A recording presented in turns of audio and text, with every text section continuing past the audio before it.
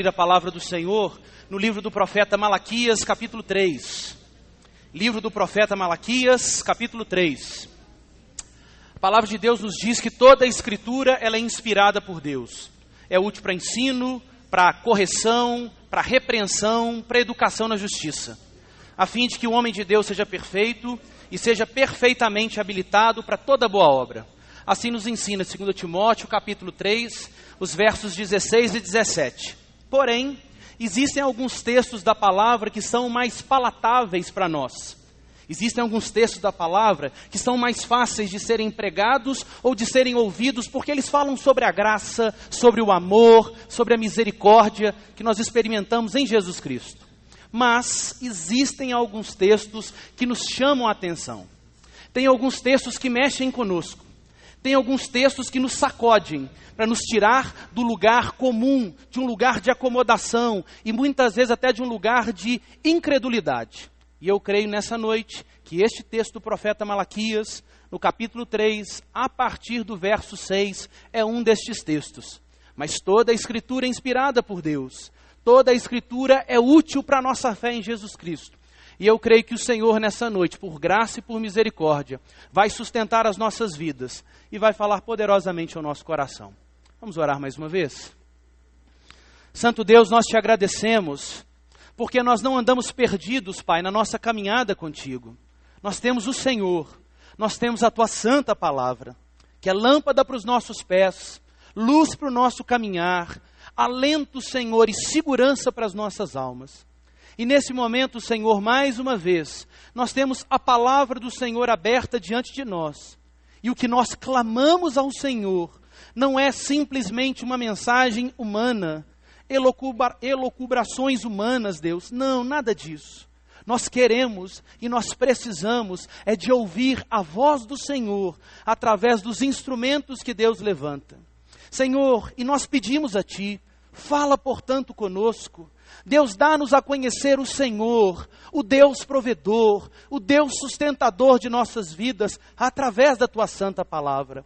É o que nós precisamos, é o que nós desejamos, Senhor, como Teu povo. E particularmente, Senhor, minha oração a Ti é de que eu seja instrumento nas Tuas mãos. O instrumento de nada adianta se ele não é usado por aquele que o manipula. E o que eu peço ao Senhor, mostra a Tua glória, ao ponto, Senhor, de usar até a minha vida na proclamação das verdades do Senhor. Nós oramos, Deus, no nome santo de Jesus. Amém. Livro do profeta Malaquias, capítulo 3, a partir do verso 6. Diz assim a palavra do Senhor. Porque eu, o Senhor, não mudo. Por isso vós, ó filhos de Jacó, não sois consumidos. Desde os dias de vossos pais, vos desviastes dos meus estatutos e não os guardastes. Tornai-vos para mim, e eu me tornarei para vós outros, diz o Senhor dos Exércitos. Mas vós dizeis, em que havemos de tornar? Roubará o homem a Deus? Todavia, vós me roubais e dizeis, em que te roubamos? Nos dízimos e nas ofertas. Com maldição sois amaldiçoados, porque a mim me roubais, vós, a nação toda. Trazei todos os dízimos à casa do tesouro, para que haja mantimento na minha casa. E provai-me nisto, diz o Senhor dos Exércitos, se eu não vos abrir as janelas do céu, e não derramar sobre vós bênção sem medida. Por vossa causa, repreenderei o devorador, para que não vos consuma o fruto da terra. A vossa vide no campo não será estéril, diz o Senhor dos Exércitos. Todas as nações vos chamarão felizes, porque vós sereis uma terra deleitosa, diz o Senhor dos Exércitos. Amém. Queridos irmãos, queridas irmãs, amigos que nos visitam nessa noite, todos nós já passamos por algumas dificuldades na nossa saúde. Alguns irmãos já enfrentaram problemas de saúde muito sérios. Outros irmãos, pela graça do Senhor, nunca vivenciaram problemas na sua estrutura física de uma maneira mais grave, de uma maneira mais preocupante. Mas todos nós, em algum momento da nossa vida, já passamos por um mal-estar, por alguma debilidade na nossa saúde. E é muito interessante que o Deus Todo-Poderoso cria o corpo humano de forma perfeita. E mesmo o nosso corpo, debaixo da influência da queda, ainda demonstra a glória do Criador.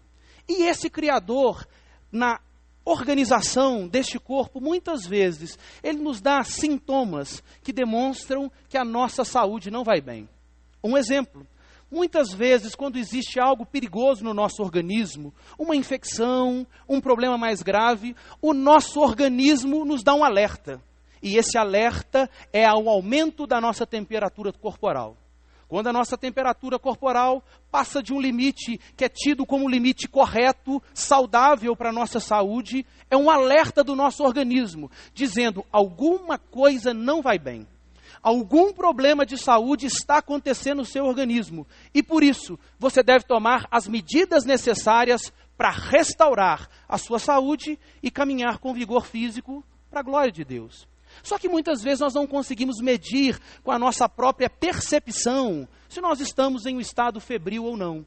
E é tão interessante que eu e você, todos nós, indistintamente, já utilizamos em algum momento da nossa vida um instrumento tão simples, chamado termômetro, que faz a aferição da nossa temperatura, para ver se nós estamos apenas com uma impressão de um estado febril ou se nós estamos de fato com febre e precisamos tomar o remédio necessário para restaurar a nossa saúde. Talvez você pergunte, pastor Rafael, isso é uma verdade, mas o que isso tem a ver com o texto? Da mesma maneira que o instrumento termômetro é usado para nós aferirmos a nossa temperatura e percebermos se a nossa saúde física vai bem, o Senhor nosso Deus lança a mão de muitos e muitos instrumentos para ser referência para nós, para que possamos aferir se a nossa saúde espiritual vai bem, se nós temos saúde espiritual na presença do Senhor nosso Deus. E particularmente, eu vejo neste texto da Sagrada Escritura um termômetro, um instrumento que Deus usa para mostrar a saúde espiritual do meu povo vai bem, ou a saúde espiritual do meu povo vai de mal a pior.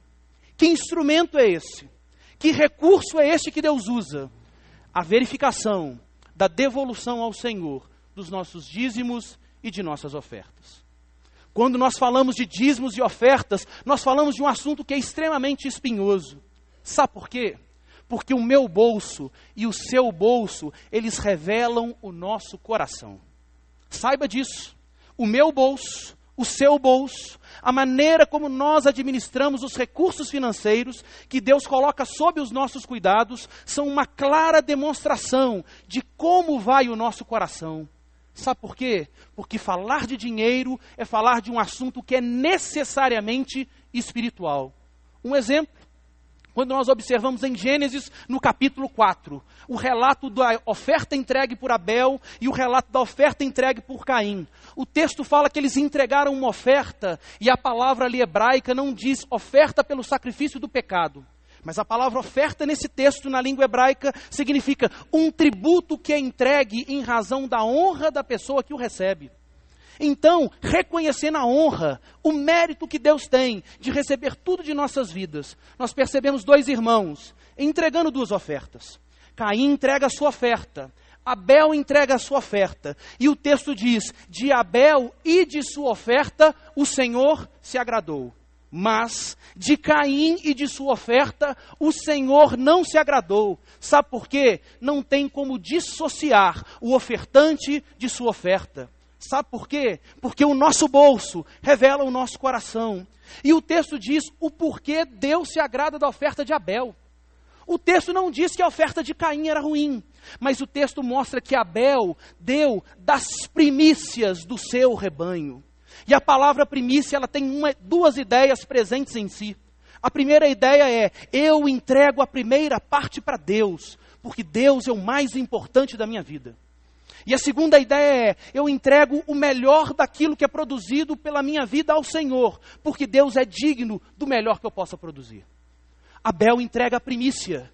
a primeira parte, a melhor parte, e por isso o Senhor se agrada de sua oferta. Ao passo que Caim, ele entrega uma oferta. O texto não diz que a oferta era ruim, mas o texto diz que era uma oferta. Por quê? Porque Caim entregou a primícia necessariamente para alguém.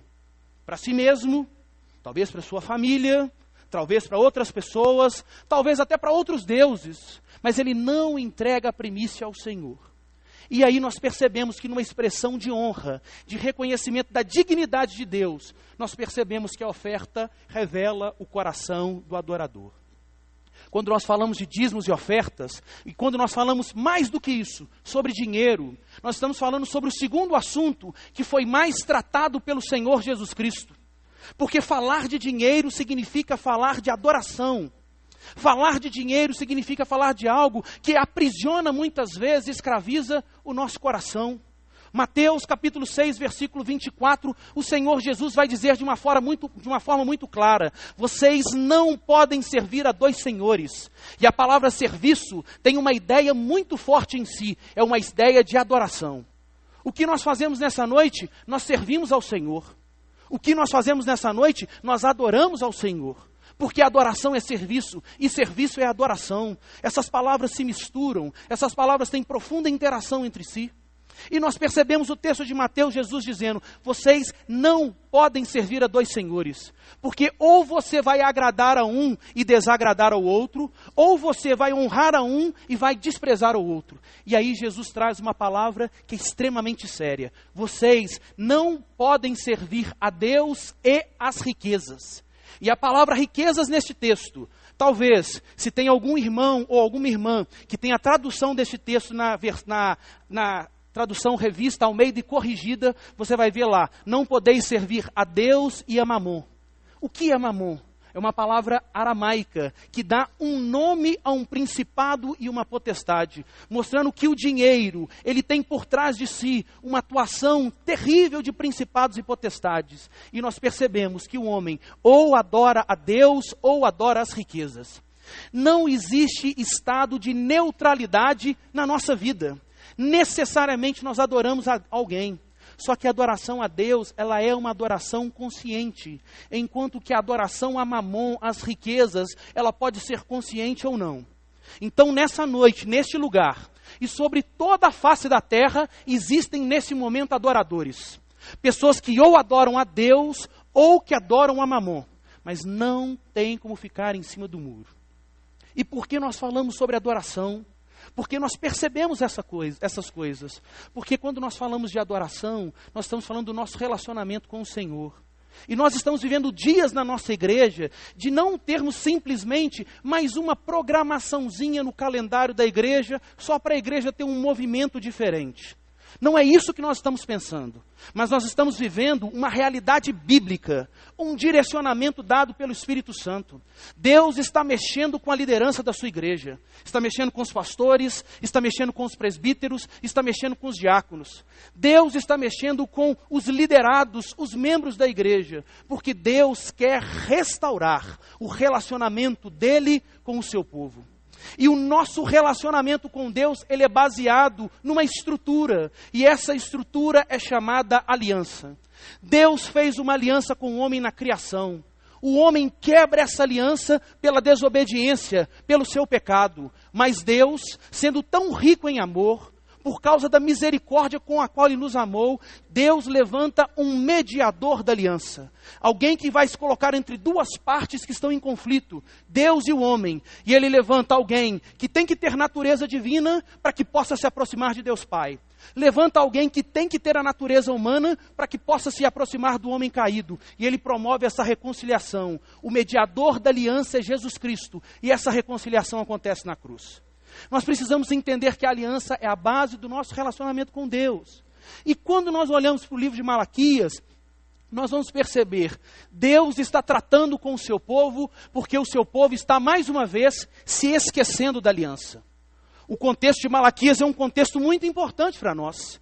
Após o período da reconstrução dos muros por Esdras e da reconstrução do templo por Esdras e da reconstrução dos muros da cidade por Neemias, o povo vive um momento de uma expectativa.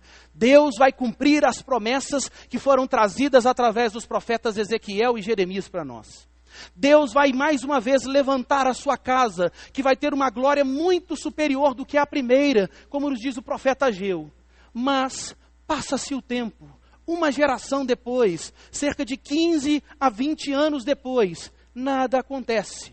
O muro é reconstruído, o templo é reconstruído, a estrutura física visível do templo, ela é inferior à primeira casa. E o povo, mais uma vez, começa a se esfriar no relacionamento com Deus, pensando, é verdade, Deus se esqueceu da aliança. E com isso, o povo passa a ter um relacionamento com Deus que é meramente religioso, mecânico, frio.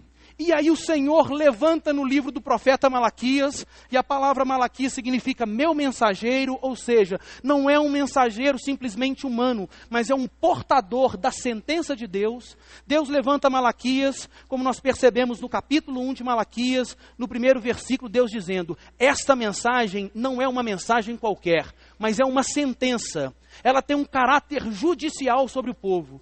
E talvez o povo pensa, se é o Senhor trazendo a sentença, e se é a sentença trazendo por Deus, que é o nosso Deus, Ele vai trazer para nós uma sentença favorável, não é verdade? Mas o texto diz que essa é uma sentença pronunciada pelo Senhor contra Israel. E por que contra Israel? Porque, mais uma vez, o povo está abandonando a aliança. O povo está se esquecendo do relacionamento com o seu Senhor. E nós percebemos que a essência da aliança e a essência dessa sentença é Deus, mais uma vez, corrigindo o seu povo. Sabe por quê? Porque Deus corrige aqueles a quem Ele ama. A essência do livro de Malaquias é Deus chamando o seu povo à restauração da aliança. E Deus lançando mão de mecanismos para que essa aliança seja restaurada.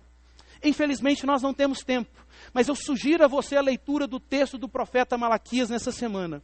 E você vai observar que Deus mostra, o povo está se esquecendo da aliança, por isso entrega só sobras para Deus. Olha o capítulo 1. O povo se esquece que a base da aliança não é o mérito do povo, mas é o amor eletivo de Deus. O exemplo de Esaú e de Jacó também no capítulo 1 vão mostrar isso. O povo está se esquecendo da aliança, está promovendo casamentos mistos, casamento entre pessoas que servem a Deus com pessoas que servem outros deuses. E aí nós vamos perceber, chegando no capítulo 3 do profeta Malaquias, que o contexto anterior e que o contexto posterior dizem uma mensagem de julgamento. Deus trará julgamento sobre o povo. E esse julgamento tem um fundamento, a maneira que nós respondemos à aliança. Se nós respondemos à aliança com obediência, nós teremos um julgamento de absolvição, porque Jesus Cristo pagou o preço por nós na cruz. Naquela época, o Messias prometido. Para nós, o Messias já realizado e conhecido, o Rei da Glória, Jesus Cristo. Mas, se o povo continuasse em rebelião, o julgamento viria, o dia do Senhor viria, e esse dia será terrível. E o final do capítulo 3 e o início do capítulo 4 nos mostram isso. E é interessante nós pensarmos, entre uma palavra de juízo e outra palavra de juízo, existe um texto. Malaquias capítulo 3, do versículo 6 ao versículo 12. E esse texto vai falar para nós sobre dízimos e ofertas. Será que o Senhor está fazendo uma fuga ao tema, se fosse uma redação? Ou será que o Senhor está mostrando um instrumento, um termômetro, para nós percebermos se nós temos servido a Deus, mantendo obediência à aliança, ou se nós estamos nos afastando de Deus, servindo a Mamon? É isso que está em jogo. E aí o Senhor vem e traz essa palavra para nós. E nós precisamos entender algumas coisas nesse texto, para que nós possamos, ao final dessa mensagem, aplicar esse texto às nossas vidas. Nós não estamos preocupados em que você tenha apenas mais informação bíblica sobre o texto. Talvez você já esteja careca de saber esse texto, ou já esteja ficando careca de saber esse texto como eu estou ficando. Mas nós queremos que esse texto não seja apenas conhecido, nós queremos que ele seja vivido na sua vida. Porque é isso que faz diferença na caminhada cristã. E para isso nós precisamos conhecê-lo. E o texto nos diz, em primeiro lugar, qual é o fundamento da aliança. Por que Deus não abandona o seu povo? Você já parou para pensar um povo que ao longo da história, Deus manifesta o seu amor, Deus manifesta a sua graça, Deus traz o seu perdão, e este povo constantemente pisa na bola? Já parou para pensar nisso? Será que nós iríamos ser perseverantes em manter uma aliança com um povo desse? Mas o texto nos mostra por que Deus mantém a aliança. Porque o caráter de Deus é a base da aliança. O caráter de Deus é a causa, é a razão da aliança. E isso o versículo 6 nos mostra. Olha o que o texto diz: porque eu, o Senhor, não mudo.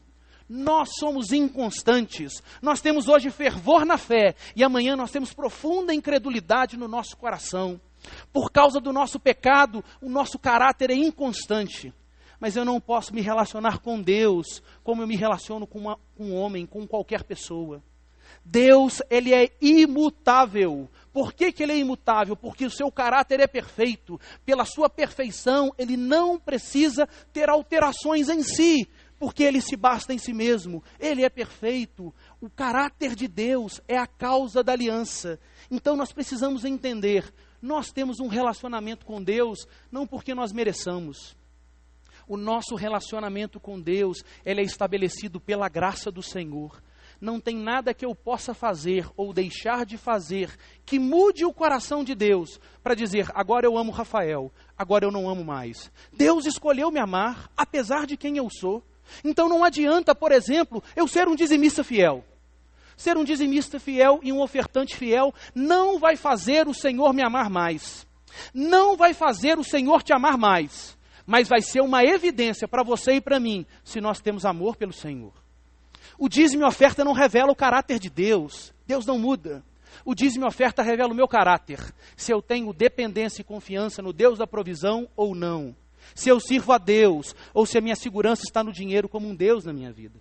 Então o texto diz, porque eu, Senhor, não mudo. E é por isso, por causa do meu caráter perfeito, santo, misericordioso, que vocês, ó filhos de Jacó, não são consumidos. Nós precisamos entender essa verdade. Nós, como igreja, não estamos preocupados nessa noite em fazer com que você contribua mais para a igreja. Nós não estamos preocupados com o seu dinheiro. Sabe por quê? Deus não precisa do seu dinheiro. Guarde isso. Deus não precisa do seu dinheiro. Sabe por quê? Quero que você pense nesse momento em todo o dinheiro que você tem. Quero que você pense nesse momento em todos os recursos materiais que Deus tem colocado sob seus cuidados. Talvez para algumas pessoas sejam muito poucos. Talvez para algumas pessoas seja um recurso absurdo. Mas você é proprietário do seu dinheiro e dos bens materiais de uma perspectiva humana. Diante dos homens, você é proprietário. Mas diante de Deus, você é apenas um possuidor. Você tem a posse, mas você não é proprietário dos recursos financeiros que você tem. Sabe por quê? O Salmo 50, versículo 12 vai dizer, minha é a terra e tudo o que nela se contém. O seu dinheiro pertence a Deus.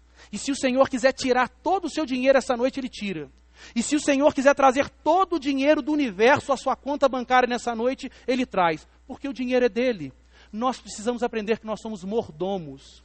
E esse é um grande problema nos nossos dias. Porque nós temos dois problemas. Algumas pessoas que defendem uma teologia da miséria, como a ordem dos franciscanos na Igreja Católica Romana defende, dizendo, quanto menos eu tenho, mais abençoado e mais amado por Deus eu sou. E aí nós precisamos entender, como eu explico a vida de homens como Abraão, que foi um homem riquíssimo, a vida de Jacó, que foi um homem riquíssimo, a vida de Davi, que foi um homem riquíssimo.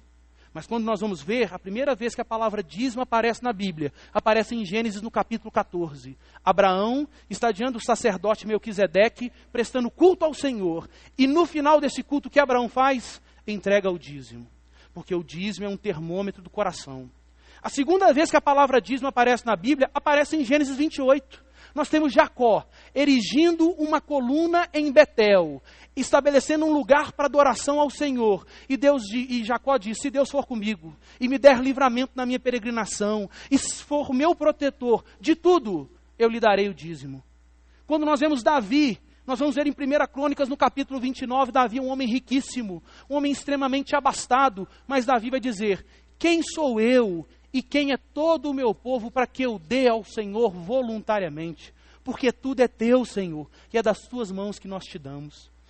Homens extremamente ricos, mas homens que não eram escravos do dinheiro. E a entrega dos dízimos e ofertas em suas vidas era uma evidência de que o dinheiro não era o Deus de suas vidas. Por outro lado, nós temos um outro problema nos nossos dias. Pessoas que adulteram flagrantemente o Evangelho, dizendo, quanto mais você tem, mais abençoado você é. E aí, nós percebemos claramente a materialização de 1 Timóteo no capítulo 6. O amor ao dinheiro é a raiz de todos os males. E muitos nessa cobiça se desviaram da fé e se atormentam com males terríveis. Como é que nós vamos explicar os profetas? Homens simples, a maioria deles homens extremamente pobres. Como nós vamos explicar os diáconos, os apóstolos, homens na sua maioria extremamente pobres, mas profundamente usados e amados por Deus? Nós precisamos fugir desses dois extremos. Fugir da teologia da prosperidade, que na verdade é uma adulteração da palavra. E fugir igualmente da teologia da miséria, que é outra adulteração da palavra. Nós precisamos aprender a ser administradores, mordomos daquilo que Deus coloca sob o nosso cuidado.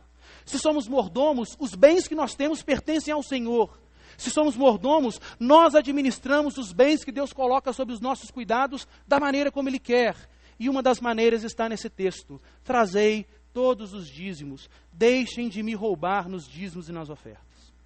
Em segundo lugar, irmãos, precisamos avançar. Nós vamos perceber que a graça de Deus é o poderoso combustível que permite a restauração da aliança. A restauração da aliança não acontece porque o pastor Eloy, como nosso pastor, tem essa ideia. Mas ele é dirigido pelo Espírito Santo. A restauração da aliança não acontece porque o conselho da igreja é convencido humanamente pela articulação, pela palavra do pastor. Mas a renovação da aliança acontece porque Deus traz um combustível. E esse combustível que Deus traz é a sua graça. Esse combustível inflama, alimenta a igreja e faz com que essa ideia de restauração invada as nossas vidas. O verso 7 nos diz, desde os dias dos vossos pais, vos desviastes dos meus estatutos e não os guardastes. É uma comprovação, é uma constatação. Isso não acontece só conosco. Outras pessoas têm abandonado a aliança. Mas nós percebemos nos nossos dias e também no passado que Deus continua sendo gracioso e Deus nos chama para que tornemos a Ele. Olha o que o texto diz, retornem para mim. Tornai-vos para mim, e eu me tornarei para vós outros. Deus faz um convite da graça. Nós não merecemos voltar para Deus. Nós não merecemos ter essa nova oportunidade. Nós não merecemos.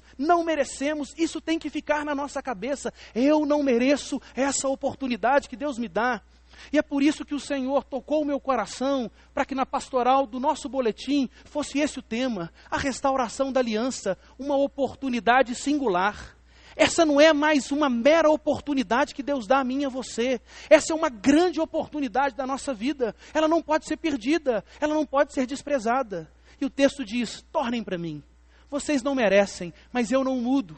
Eu continuo amando vocês. Não é pelo mérito de vocês, mas é porque eu vos amei. Eu estou chamando, voltem para mim.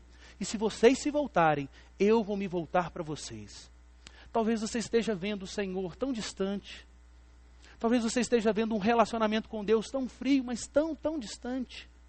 Não é o momento de se tornar para Deus. Será que essa restauração da aliança não é a grande oportunidade de Deus para a sua vida? Para que você restaure e volte para o Senhor? E Deus, irmãos, não é como o homem que mente, o filho do homem que se arrepende. Deus não é alguém que nos dá uma palavra e que nos frustra. Deus diz, se vocês se voltarem para mim, eu vou me voltar para vocês. É uma garantia que nós temos, porque a graça de Deus continua sustentando as nossas vidas. Porém, nós vamos perceber, irmãos, na caminhada do texto, que a entrega dos dízimos e das ofertas são um significativo termômetro, que vai nos ajudar a aferir o nível do nosso compromisso com a aliança. Porque nós temos uma estrutura muito interessante em Malaquias. É uma estrutura claramente judicial. Existe uma acusação, existe uma defesa e existe uma tréplica que joga por terra qualquer tipo de questionamento por parte do povo. Deus diz, o povo está caminhando em pecado. O povo vai dizer, Deus, nós não estamos caminhando em pecado, em quê? Deus vem e expõe o povo de uma vez só. Vocês estão abandonando isso e aquilo outro. E olha como é que essa estrutura mais uma vez aparece em Malaquias. Roubará o homem a Deus? Deus está fazendo uma pergunta como se não soubesse a resposta. Mas é uma pergunta retórica, é uma pergunta que direciona o povo para a resposta a qual eles precisam de chegar. O texto diz, roubará o homem a Deus? E aqui é muito interessante. Dos 10 mandamentos que resumem a lei de Deus, um dos mandamentos é, não roubarás, não furtarás. Esse é um dos mandamentos, é o resumo da lei. E o texto está dizendo, vocês vão quebrar os mandamentos, vocês como povo vão roubar a Deus. E a ideia aqui ainda é mais grave, porque a ideia na língua hebraica não é simplesmente de você subtrair para você algo que não te pertence de uma maneira simples. Mas a ideia é a mesma ideia de roubo que nós observamos na estrutura jurídica brasileira. É você empregar violência ou uma grave ameaça para você extrair da pessoa aquilo que pertence a ela e não pertence a você. Só que o texto várias vezes repete quem é Deus. Deus é o Senhor dos exércitos. Deus, Ele é absoluto sobre todos os exércitos da terra. A ideia é o seguinte, reúna todos os exércitos da terra, todos eles, e chamem esses exércitos para lutar contra Deus. A derrota desses exércitos será terrível, será uma catástrofe para eles, porque é o Senhor dos exércitos. Sabe o que o texto diz? Vocês cometem algo extremamente absurdo. Vocês se levantam contra o Senhor dos exércitos, tentando empregar violência ou grave ameaça para retirar dele algo que lhe pertence. Sabe por quê? Se nós fôssemos em Levítico, no capítulo 27, no final do texto, o texto vai dizer que os dízimos são do Senhor, que as ofertas são santas ao Senhor, que elas pertencem a Deus. Se eu administro o recurso de outra pessoa, eu não posso administrar segundo a minha vontade. Se eu sou um mordomo daquilo que Deus coloca sob os meus cuidados, eu preciso administrar da maneira como Deus quer. E se Deus diz, vocês devem devolver o dízimo e a oferta, o recurso pertence a Ele. Eu só obedeço, e obedeço com alegria. Mas o texto continua a nos falar, irmãos. Todavia vocês me roubam e dizem, em que nós te roubamos? E aí Deus traz a tréplica para evitar qualquer tipo de argumentação ou de pretensa defesa por parte do povo. Vocês me roubam nos dízimos e vocês me roubam nas ofertas. E aí o texto diz qual é a consequência disso. Mais uma vez, irmãos, falar de dinheiro é algo extremamente constrangedor nos nossos dias. Pela dificuldade financeira que nós temos e as lutas que nós enfrentamos para conquistar os nossos recursos. Nós precisamos trabalhar pesado, nós precisamos dar um duro danado para conseguir levantar recursos financeiros para a nossa manutenção. Só que essa é a perspectiva humana. Quero te perguntar uma coisa, quem que você acha que te deu capacitação para você estar no seu trabalho hoje? Quem que você acha que te deu recursos financeiros para que você fizesse uma faculdade ou um curso para que se qualificasse como profissional? Quem que você acha que lá no seu local de trabalho te sustenta tanto a todo instante com livramentos dos quais você nem sequer sabe? Você acha que é você? Você é tão arrogante, tão soberbo de pensar nesse nível? Ou será que não é o Senhor o tempo inteiro honrando a nossa disposição, o nosso trabalho, a nossa garra, a nossa disciplina, mas mais do que isso, nos dando pela graça dele todos os recursos? O texto diz, versículo 9, por isso é com maldição que vocês são amaldiçoados. Porque a aliança, irmãos, ela tem uma estrutura de funcionamento. A estrutura de funcionamento da aliança, ela está em Deuteronômio no capítulo 28. A obediência gera a bênção de Deus. Bênção pela graça, não bênção por méritos. Mas a obediência gera a bênção de Deus. Qual é a outra questão? A desobediência gera maldição. O que o povo estava fazendo? Se afastando da aliança. O povo estava se esquecendo da aliança. O que eles estavam semeando? Desobediência. O que eles vão colher? Os frutos da desobediência. Maldição sobre suas vidas. E por isso o texto diz, com maldição vocês são amaldiçoados. Por quê? Porque a mim vocês me roubam, a nação inteira. O texto mostra, não adianta você dizer, olha, o outro está se esquecendo de você, Senhor. O outro não está sendo um dizimista, um ofertante fiel. Não é para você acusar o seu próximo. A nação inteira está envolvida nisso. Todos os cidadãos estavam envolvidos nisso. Então era uma questão de ordem pessoal e de ordem coletiva. E da mesma forma nós precisamos pensar, como Deus fala para nós nessa noite? Será que Deus diz para mim, pastor Rafael, você está me roubando nos dízimos e nas ofertas?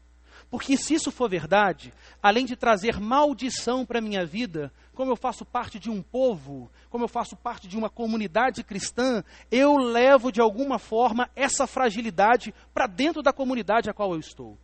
Nós temos dito isso nesses dias. A igreja vai ser forte se eu for forte em Cristo Jesus.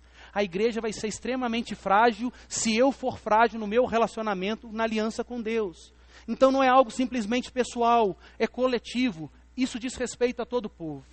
E aí, irmãos, Deus expõe o pecado do povo. Deus mostra o erro do povo. Mas a finalidade de Deus não é trazer punição. A finalidade de Deus é trazer restauração, o renovo, a revitalização dessa aliança. E aí vem um imperativo glorioso no versículo 10. Não é só uma sugestão, mas o verbo é um imperativo. O texto diz, trazei alguns dízimos, ou de vez em quando dízimo. É isso que o texto diz? O texto diz, trazei todos os dízimos. E muitas vezes, pessoal, a gente mede dízimos e ofertas de uma perspectiva humana. Exemplo, Lucas capítulo 21. Homens riquíssimos, o texto diz, trazem das suas sobras grandes quantias ao gasofilácio. Vamos trabalhar um pouquinho para os nossos dias. Já parou para pensar se alguns irmãos, alguns homens nessa noite, tivessem trazido R$1 milhão, R$2 milhões podem estar nesse gasofilácio? Eu não sei. Isso me impressionaria. É um vulto financeiro que eu não consigo nem calcular. Não diz respeito à minha realidade. Mas e se esses homens trouxessem essa grande quantidade daquilo que sobra? E talvez tenha uma viúva nessa noite que trouxe aquilo que representava menos de 1,32 do dia de trabalho de um assalariado do nosso país. E ela trouxesse essa oferta. E Deus fala, vocês deram do que sobrava. Ela deu de tudo que ela tinha. Essa viúva deu muito mais do que todos vocês. E as pessoas vão dizer, peraí, Senhor Jesus, você não sabe fazer conta? Você faltou a aula de matemática? Some os valores dessas pessoas. A quantidade financeira é muito maior. Só que a quantidade financeira impressiona os homens. Impressiona a mim, impressiona você, mas não impressiona Deus, porque todos os recursos pertencem a Ele. 1 centavo ou 1 trilhão de dólares é nada para o Senhor. Deus não está preocupado com a quantidade, Deus está preocupado com a fidelidade. A sua quantidade pode impressionar os homens, mas não necessariamente é recebida com alegria pelo Senhor. E por que o texto diz, trazei todos os dízimos? Porque tem gente que pensa assim, não, eu já entrego um dízimo muito grande. O valor do meu dízimo é uma soma enorme. E talvez tenha irmãos, e aí ele abaixa um pouquinho o valor do dízimo. Ele vai lá e mexe um pouquinho. Eu já estou ajudando a igreja demais. E acha que está fazendo um favor para a igreja ainda. Mas isso é assunto para uma outra hora. E talvez um irmão que é assalariado, que luta com dificuldade para manter seus filhos, sua esposa, sua casa, mas que todos os meses, como a primeira parte e a melhor parte, ele traz o dízimo ao gasofilácio. A Bíblia nos ensina que Deus se agrada do dízimo desse irmão, mas não se agrada da vultuosa oferta trazida pelo outro, porque ele não trouxe todos os dízimos. O texto diz, trazei todos os dízimos à casa do tesouro. Existem muitas pessoas que dizem, não, eu já entreguei o meu dízimo esse mês, eu já fiz obras de caridade, eu já entreguei o meu dízimo naquela instituição filantrópica tão importante. Irmãos, isso é muito bom, mas eu faço isso com as ofertas.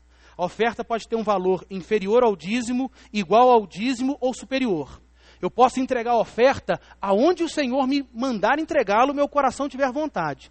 Mas com o dízimo eu não posso negociar. Porque além de um valor específico, que vem da palavra maaser no hebraico e da palavra dexatem no grego, onde as duas palavras dizem 10ª parte, nós percebemos que o dízimo, além de um valor específico, ele tem um lugar específico onde ele deve ser entregue. Que lugar é esse? A casa do tesouro. Naquele tempo, como os dízimos eram trazidos, não em espécie financeira, mas em frutos da terra, em animais, existia um depósito anexo, colado, e que fazia parte do templo, onde esses recursos eram administrados. Portanto, existe um valor específico do dízimo, existe um lugar específico, e eu não posso negociá-lo. E mais ainda, o texto diz, existe uma finalidade na entrega dos dízimos. Que finalidade é essa? Para que haja mantimento na minha casa. O que é o mantimento na casa de Deus? É tudo o que é necessário para que o serviço ao Senhor, a proclamação da palavra de Deus, a evangelização, o trabalho missionário, o discipulado aconteça. Como a casa de Deus é mantida hoje? pelos dízimos e ofertas. Essa é a estrutura, este é o meio pelo qual Deus escolheu sustentar a sua casa. É dessa maneira. E além de uma finalidade específica, existe um desafio específico. E aqui existe um grande segredo espiritual para nós. Romanos, no capítulo 11, no finalzinho do texto, fala assim: quem primeiro deu a ele para que lhe seja restituído? Quando eu vou para 2 aos Coríntios, no capítulo 9, no verso 7, o texto vai dizer: cada um contribua segundo tiver proposto no coração, não por constrangimento, não porque existe uma imposição sobre a sua vida ou por necessidade. E o que é a expressão necessidade? Tem gente que quer passar a perna no Senhor. Tem gente que quer dar um jeitinho com Deus e fala o seguinte: eu preciso de 100%, então eu entrego 10% para receber 100%. Não basta ter a atitude correta. O que é a atitude correta? Trazer os dízimos e ofertas à casa do tesouro, se não houver a motivação correta no coração. O texto de 2 Coríntios 9,7 que eu comecei a citar diz: cada um contribua segundo tiver proposto no coração, não por constrangimento ou por necessidade. Por quê? Porque Deus ama a quem dá com alegria. É tão bom quando a gente compra alguma coisa, não é verdade? Quando você compra uma roupa, quando você compra um determinado aplicativo, quando você compra um carro, quando você compra uma casa, isso é bênção de Deus. Deus pode nos dar essa alegria ao longo da vida. Mas tem muita gente que tem profunda alegria em gastar o seu dinheiro dessa forma. Mas na hora que vem para o gasofilácio, vem com um peso no coração. Vem pensando: eu poderia fazer isso, aquilo e aquilo outro com esse dinheiro. Esse dinheiro vai me fazer falta disso, disso e daquilo outro. Irmãos, Deus ama quem dá com alegria. Sabe por quê? Porque em Atos dos Apóstolos, no capítulo 20, versículo 35, o texto diz: melhor é dar do que receber. É tão bom quando a gente recebe um presente, não é? A Bíblia diz que é melhor ainda quando nós damos. E olha que coisa maravilhosa, nós devolvemos algo ao Senhor. E aí é tão interessante que além de um valor específico, um lugar específico, um lugar específico e uma finalidade específica para que haja mantimento da minha causa, existe um desafio específico. E aqui existe um segredo espiritual. Não fazer por barganha, mas fazer por alegria e fazer por obediência. O texto diz: provai-me nisto. Mais um imperativo, mais uma ordem. Certa vez, eu vi uma pessoa dizendo: você tem que provar a Deus, o texto diz. Você tem que colocar Deus na parede e dizer: Deus, eu entreguei o meu dízimo, agora o Senhor tem que fazer. Uma heresia sem tamanho, um absurdo. Mas o texto fala que provar significa experimente. Muitas vezes a gente olha para algumas comidas, já percebeu? Comidas diferentes, pratos que nós não estamos acostumados a comer. E às vezes a pessoa fala assim: prova um pouquinho. Você fala assim: não vou provar. Prova um pouquinho, às vezes o aspecto não está bom, às vezes você está inseguro, seu paladar é um pouquinho resistente, mas a pessoa fala: prova um pouquinho, e você prova. Eu me recordo que a minha comida predileta é frango com quiabo, é a comida que eu mais gosto. Você quer me agradar, irmãos? Outro dia eu estava fazendo uma visita no Marumbi, uma irmã lá da congregação da Cidade Alta falou assim: pastor, vem almoçar aqui em casa. Eu falei: não, irmã, estou no Marumbi, vou lá no São Pedro. Falou: pastor, fiz frango com quiabo. Eu falei: que horas que eu chego? Não tem jeito. Não tem jeito. Mas antes de eu gostar de frango com quiabo, na adolescência, eu olhava aquele negócio e falava assim: que aspecto ruim, que coisa que parece ruim. E eu lembro do pessoal dizendo, e meu pai dizendo: prova, experimenta, até o dia que eu provei. E graças a Deus porque eu provei. Graças a Deus porque eu experimentei. Como é gostoso, irmãos. Irmãos, muito mais gostoso que um frango com quiabo, sabe o que é? É você provar o sustento de Deus na sua vida. É a coisa mais gloriosa que tem. É você saber: eu não mereço, eu não sou digno, e ainda assim Deus me ama e Deus me sustenta. Deus aceita ser o meu provedor. Deus aceita ser o meu sustentador. Deus aceita me cercar com ricas bênçãos. Deus aceita suprir cada uma das minhas necessidades. Deus aceita, porque Ele é gracioso. Então, irmãos, nessa noite, eu quero fazer um desafio para você. Mas não é um desafio com um pastor. É um desafio com a palavra de Deus. Prova o Senhor. Faz a experiência. Seja fiel à aliança. E deixe que o Deus fiel demonstre o que Ele faz quando alguém caminha em obediência, aliança com Ele. Não por troca. E outra coisa, o texto não diz: você vai ser rico. O texto não diz: você vai ser milionário. Mas a Bíblia nos diz, Salmo 37, versículo 25: o justo não vai mendigar o pão. todas as suas necessidades, todas elas vão ser supridas. Então provemos ao Senhor, é o desafio dessa noite, provai-me nisto, diz o Senhor dos Exércitos, se eu não vos abrir as janelas dos céus e derramar sobre vós bênçãos sem medida. O que é tão interessante é que o texto diz, eu não vou já abrir uma janela humana. Os recursos vão chegar à nossa vida, não por uma provisão humana, mas os recursos vão chegar às nossas vidas por uma provisão celestial. Vem do alto, vem de Deus, não é simplesmente uma provisão humana limitada. E mais do que isso, são bênçãos incontáveis, são bênçãos sem medida, é provisão de Deus que não tem fim. Irmãos, como nós não vamos experimentar isso? Olha a garantia que Deus nos traz. E ainda mais, nós vamos perceber, irmãos, que Deus vai derramar essas incomparáveis bênçãos sobre aqueles que buscam a restauração da aliança. Olha o que diz o versículo 12. O versículo 11, perdão.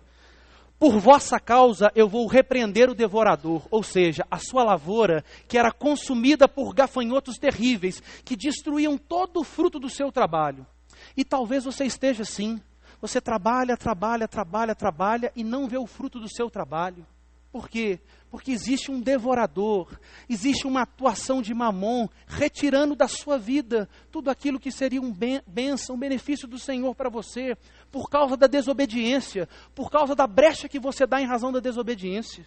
O texto diz, por vossa causa repreenderei o devorador, para que não vos consuma o fruto da terra. E aí o texto diz, a vossa vide no campo não será estéril. Para um judeu, quando nós falamos em vide ou videira, nós estamos falando na uva, e especificamente do produto que é produzido com a uva, que é o vinho. O vinho no Antigo Testamento é um dos símbolos da presença e da alegria provenientes do Espírito Santo. O texto está dizendo, não vai faltar alegria na sua vida, é o que o texto diz. E mais, a vossa vide não será estéril, diz o Senhor dos Exércitos. E aí, além disso, irmãos, existe um testemunho diante dos homens. Eu me recordo que quando eu me converti, os meus amigos do período em que eu não servia ao Senhor fizeram duas perguntas. Primeiro, me perguntaram com relação à minha afetividade. Como caminharia a minha vida? E a segunda coisa é, você vai começar agora a dar dízimo e oferta para a igreja?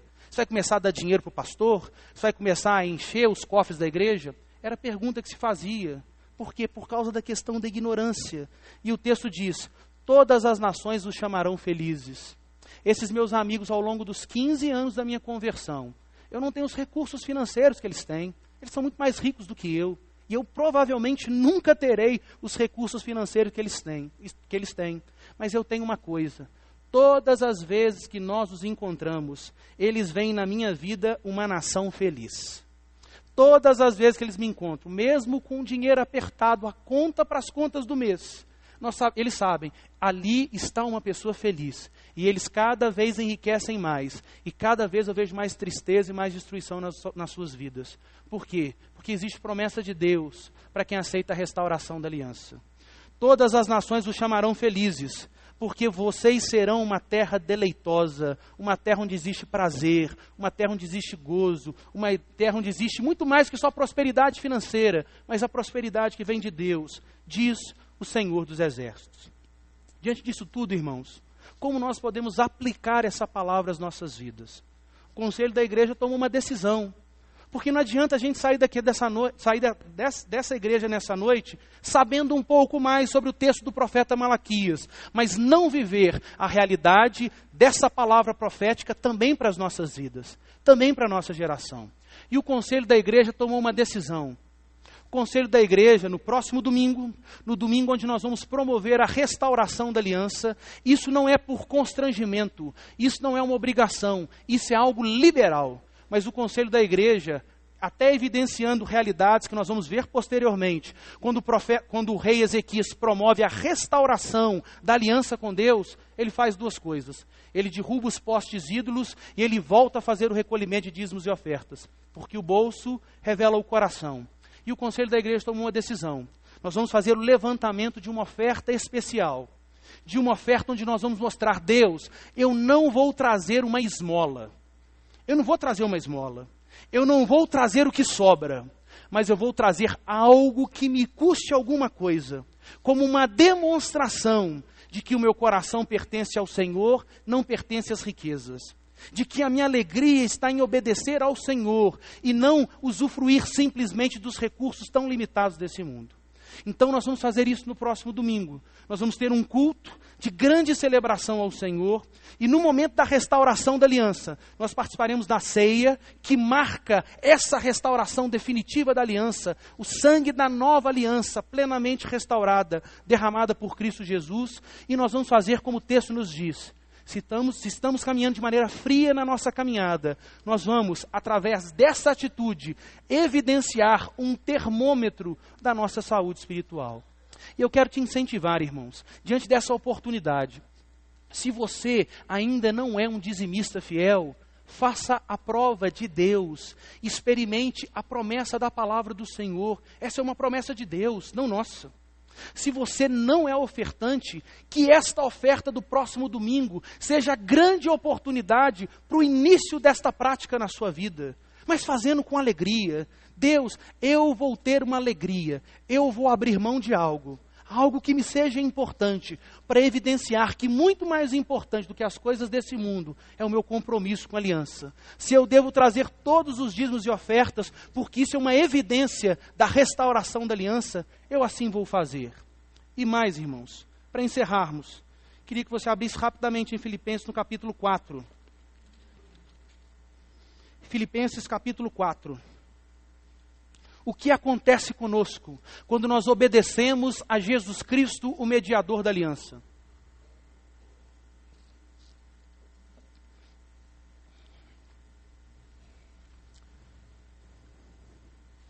Filipenses capítulo 4. O que acontece quando nós obedecemos a Jesus Cristo, o mediador, o promotor da restauração da aliança?